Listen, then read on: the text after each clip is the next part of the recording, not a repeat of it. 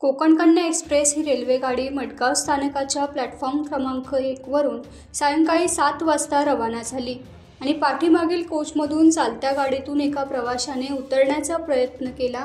त्यात तो रेल्वे आणि प्लॅटफॉर्मच्या मध्ये पडला. या दरम्यान रेल्वे सुरक्षेत तैनात असलेले रक्षक कपिल सैनी आणि मुख्य रक्षक RS वाई यांनी लगेच तत्परता दाखवीत प्रवाशाचा जीव वाचवला. गणेश लिमराज श्रीदत्त वय वर्ष 66 राहणार आडली जिल्हा उस्मानाबाद असून रेल्वेचे जनरल तिकीट काढून मडगाव ते थिवी असा प्रवास ते करणार होते. प्राण वाचवल्याबद्दल प्रवाशाने RPF जवानांचे आभार मानले आहेत. कोकण रेल्वेचे व्यवस्थापकीय संचालक संतोष कुमार झा यांनी या दोन्ही रेल्वे सुरक्षा रक्षकांचे कौतुक करून त्यांना प्रत्येकी 10,000 रुपयांचे बक्षीस दिले आहे.